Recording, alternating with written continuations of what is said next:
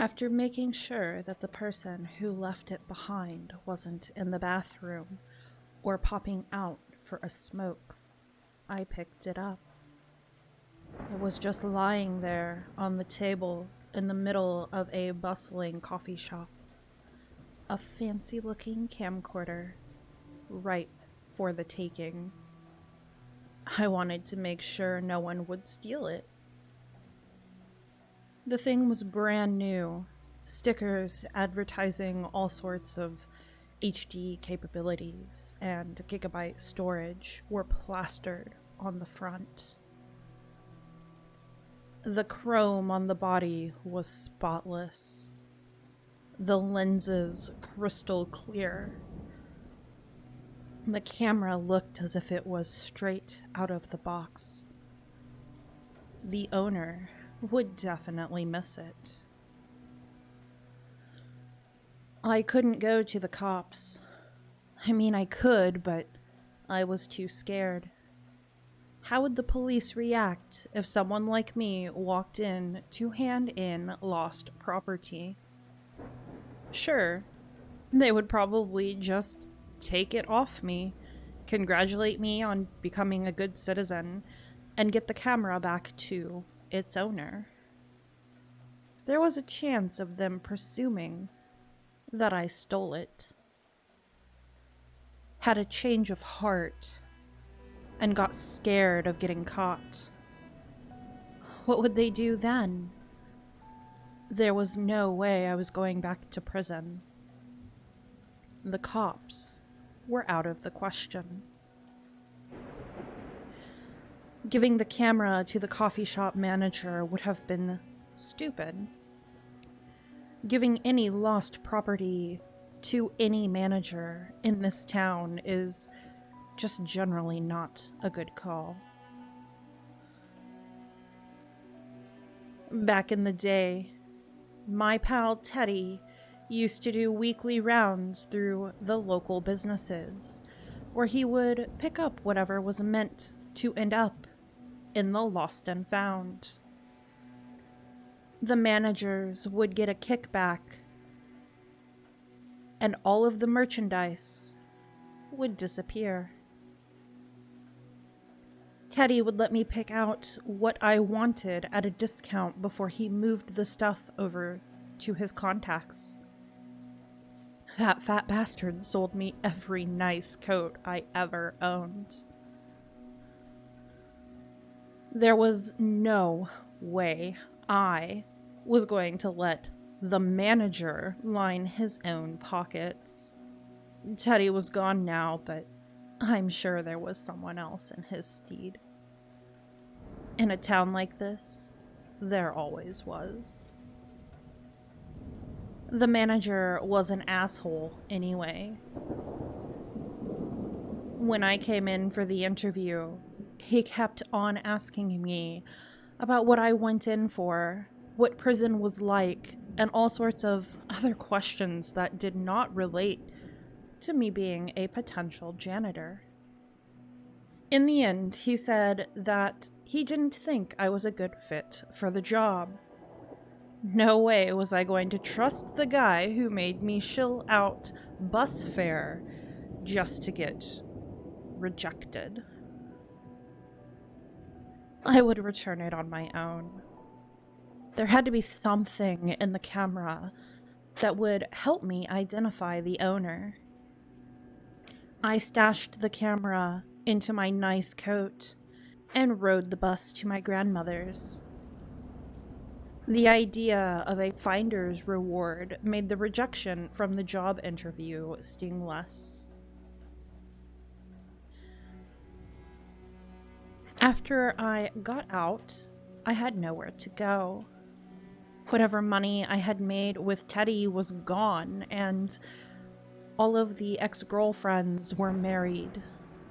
Didn't want anything to do with me, or both. And at the ripe age of 34, I moved back in with my grandma. She was pushing 100, but she still managed to have her mind completely intact. As long as I would shovel snow and be available to pick things up off of the high shelves, I could stay with her. I promised her I would get out of her thinning hair soon enough, but she told me not to hurry. She enjoyed the company. The woman was an angel, but for a big chunk of my childhood, she spent time covering for the devil in me. I lived with her until I was able to pull enough scores to afford an apartment in the city. Whenever the police would show up at our door, searching for a 15-year-old me, she would distract them for just enough time for me to be able to sneak out of the window. If I carried her around with me everywhere, I'm pretty sure I would have been able to outrun the arrest warrant that landed me in prison. The day had been exhausting. I ran through half a dozen job interviews spread throughout the town, and none of them panned out. There was nothing more that I wanted to do than to crash down in my child-sized bed and sleep off the stress of the day. Yet there was still the matter of the camcorder to attend to. Figuring out which button turns the thing on and which plays videos took a while, but eventually, some combination of presses made the camera start up. I was hoping for a person listing off their name and address with a promise of a finder's fee, but instead, I got Karen. I don't know if her name was actually Karen, but there was something about her voice that just suggested it. It was the type of nasal tone that I would hear every time I was casing out suburbia for families that went out for vacation and had shit alarm systems. Dozens of Karens yelling at their Joshuas and Stacys to come back inside and grab a jacket. Karen pointed her camera at a white sand beach resort. Waves caressed an empty coast, a glowing sunrise in the distance. The type of tranquil shot you would see on a subway advertisement.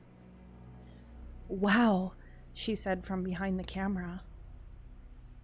"Isn't that sunset beautiful? Isn't that beach so gosh darn calming? What a vacation I'm having, huh? You could be here too. All you have to do is work your little butt off. Remember Rocky? He never gave up. And look where he is now. Work hard and you'll be able to afford the nicer things in life." The video cut out. I rolled my eyes and pressed something that looked like an arrow forward. A wedding reception. The bride and groom, straight out of a catalog, danced their first dance in a loving embrace. Around them, a family on the verge of tears, watching the lovely couple celebrate their eternal love. "Wow," Karen whispered. "See how happy they are? See how proud the family is? What a beautiful couple, aren't they? You could be just as adorable.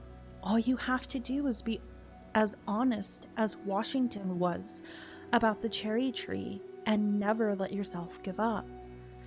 If you're a good, reliable man, you'll definitely..." The next video was a calm suburban street. It was night, but everyone seemed to be awake. The light from their big glass window revealed manicured lawns and outlines of new cars. "Wow!" I grit my teeth at the sound of her voice. This is where I live, and boy, oh boy, is it cozy. Everyone says, "How do you do, neighbor?" And we all work together as a...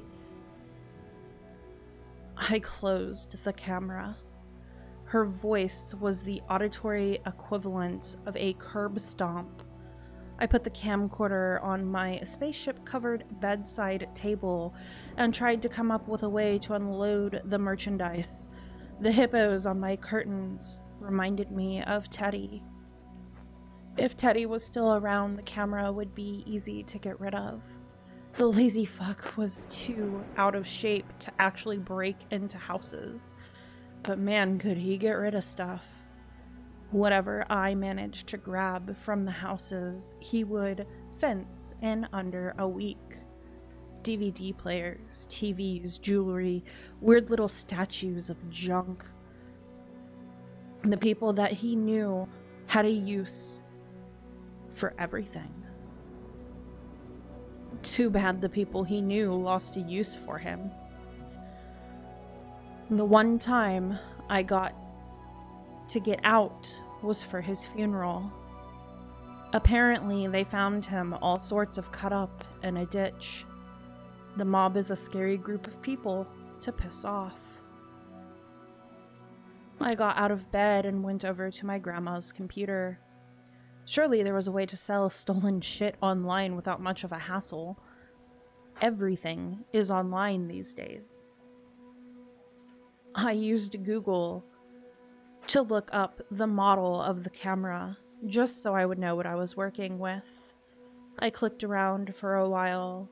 The number that I was getting seemed unreal. If I managed to sell it for even half of what it was worth, I could set myself up for at least a month, maybe 2. The number presented a problem, though. If I was to get caught, this was definitely more than just petty theft.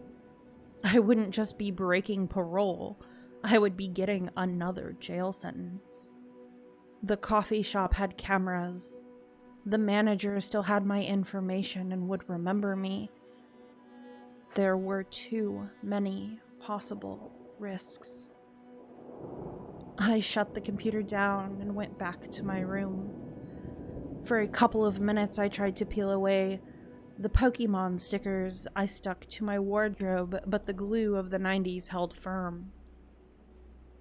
I went back to the camcorder. I thought I could make out a street sign in the dark before. If I knew the neighborhood she was filming in, I could bus over and ask around. Hopefully, there would be a finder's fee. Maybe Karen would even give me a ride back home. When I turned on the camcorder, however, the tranquil suburban paradise was gone. Instead, there was a dusty basement. The camera shook for a bit, as if it was being attached to a tripod. When the image stabilized, a woman with the figure of someone who drives everywhere but still attends Zumba class appeared. She took a couple of steps in front of the camera and then edged over to the right to be in the center of the screen. The frame just barely covered her face. Good, Karen whispered under her breath. She walked off screen. Somewhere behind the camera, a door opened. You could hear whimpers. I tried to focus in on what was being said, but all the pleas were drowned out by a thunderous metal scrape. The chair got pulled in front of the camera. Karen stood next to a naked, fat man with a shopping bag on his head. He was chained up on the chair.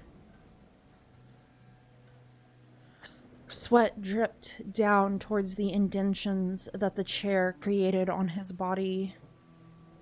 The bag expanded and contracted as he struggled to breathe.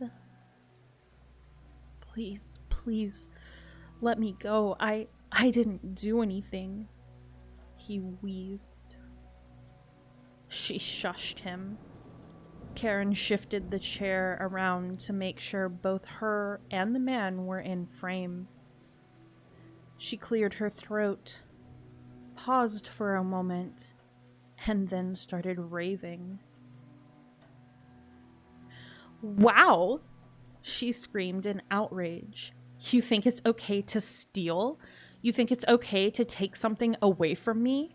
Do you comprehend how hard I worked to be able to afford to have the nice things I have?" "Well, I tell you what, Buster, it's not. If you did the crime, you deserve the punishment." I didn't steal anything. Please, just let me go. This is all a misunderstanding." She faced the man for a bit, as if considering his plea. But then she tutted, "Tisk, tisk, tisk." Karen made her way back behind the camera and started fishing around in unseen drawers. If you were just honest, this would all go by in a jiffy. But you lie, so it won't. If everyone was just honest, we'd all be better off.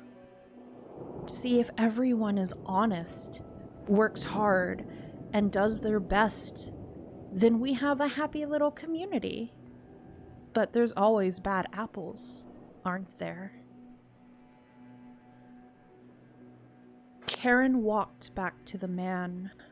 Before he could answer her little monologue, she stabbed him. "Oh, fuck you, bitch!" I recognized the voice, nearly dropping the camera. "You stabbed me. Shit, okay, fuck, I stole your camera. I'm sorry. Look, I'm really sorry. I won't do it again. I promise. I swear on my daughter's life. I won't steal anymore. Fuck, I'm sorry." She held the knife inside him, sending a trail of blood down the chins that wrapped around Teddy's body. It looked as if she was considering his plea. "You don't have a daughter," she finally said. "What? I do have a daughter. She's 7 years old. Her name is..."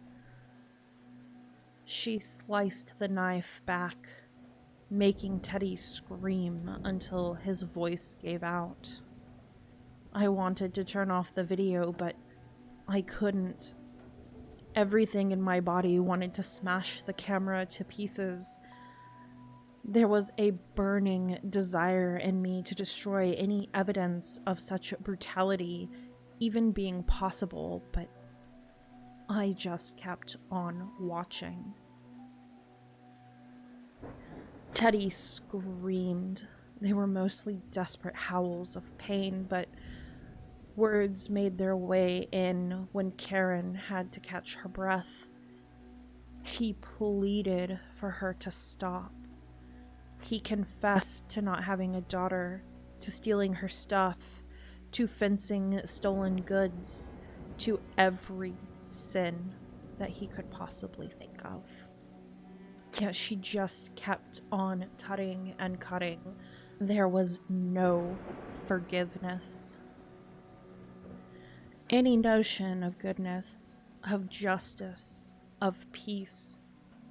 None of these things could coexist in a world where one human being could cause to another the pain that Karen was dragging out into the world.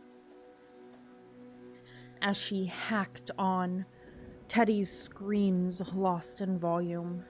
he started to drift off. When he was lucid, his rambling confessions would be replaced with something much simpler.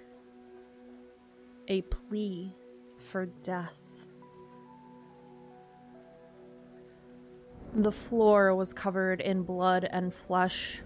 The remnants of what used to be a friend of mine that sat in the chair. Karen took a step back to admire her work. The chain nestled in his bloody lap like a jagged blanket. She walked back to the camera. "Wow," she whispered as she unscrewed the camcorder from the tripod. "Who knew that a life of crime could get you this kind of punishment?" She picked up the camera and moved it towards the body. Her voice gained back its pep. "Well, you did, silly. You know stealing is wrong. Can't do the time, don't do the crime. Right?" Her voice went cold. "Right?" The shopping bag rustled with a strained breath. The video cut out. I started to feel faint. I had to lie down on the floor so I could fully spread out my body. The hippopotamus curtains were right above me, trying to remind me that there is a corner of the universe where cartoonists put together cute comic hippos. But my mind kept on being dragged back to the butcher. For minutes, I just lay there, imagining myself in Teddy's place, feeling my own fragility. The laydown didn't make me any calmer, but it did help me regain some strength. I got up for a glass of water. My grandma was already asleep. I poured myself a glass from the tap and tried to figure out what to do. At this point, the cops were the obvious answer. There was evidence of a murder on the camera. I would come clean about picking up the camera from the coffee shop. It was, after all, with the best intentions. The murder would outweigh any possibility of me being seen as a thief. I picked up the landline, getting ready to call the police, but a glint of doubt kicked in the back of my head. What if it wasn't Teddy? What if I had simply stumbled upon some strange amateur film shoot? The thought of the video not being real was the balm for my soul. As soon as the idea entered my mind, I calmed down. I put the phone down and went back to check the video again. I shouldn't have.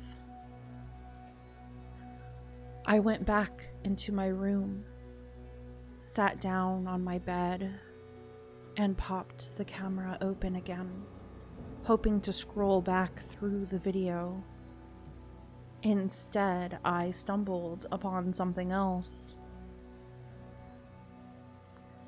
At first, the viewfinder was too dark to make anything out. But as the camera moved around, I could see the outlines of a street. All of the houses were dark, except for one. The camera started moving towards it. A passing bus illuminated the area for a split second. A turned-over lawn chair nestled on an unkept lawn filled the frame. The camera was plunged back into darkness. It stopped and focused on the one lit-up window. Karen started to zoom in. "Wow," Karen whispered. "There he is."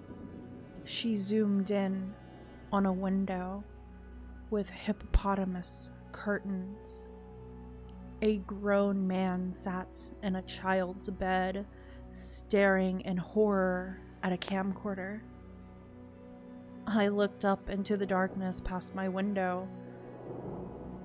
All I could see was my own terrified reflection. I leaped up to my curtains and shut them. I smashed the light switch. The night lay in still silence for a minute. And then came the knocks. 3 sharp, equally spaced knocks. I paced around the room, trying to figure out what to do.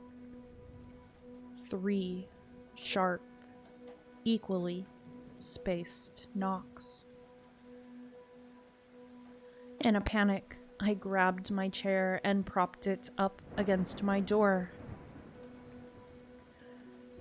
3 sharp, equally spaced knocks. I took the chair away. I thought I could run into the kitchen and call the police. This was what the police were for, but I didn't have a chance. A pair of shuffling footsteps went through the hallway. My grandma opened the door. Faint talking could be heard, and then my grandma yelled for me. Someone was at the door, asking to see me. I stood frozen in my room. The faint talking continued. After a couple of moments, my name was yelled again. The front door closed. 2 sets of footsteps entered and moved towards the kitchen. I could hear my grandma chatting away. Her voice was calm and collected, as it always was when she was stalling for me. She started to pour a kettle of tea. I crawled out of the window and ran. The Good Snooze Motel was my go-to bedroom if I had any company back in high school. For $20, they would give you a room for the night, and for an extra $5, no questions would be asked. The place hadn't changed much over the years, and it was still a hole in the wall where no one would find you. I only had $7 on me, but they begrudgingly took my grandma's credit card as collateral. Room C3, 3rd floor, TV and phone included. I grabbed my keys and raced upstairs. The sun was starting to peek through the fog outside.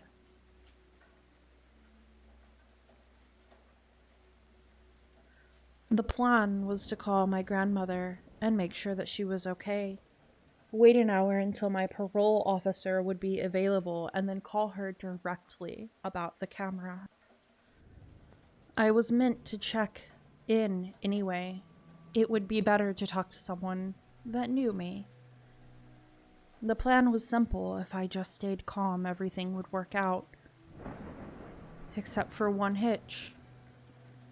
The phone in my room was disconnected.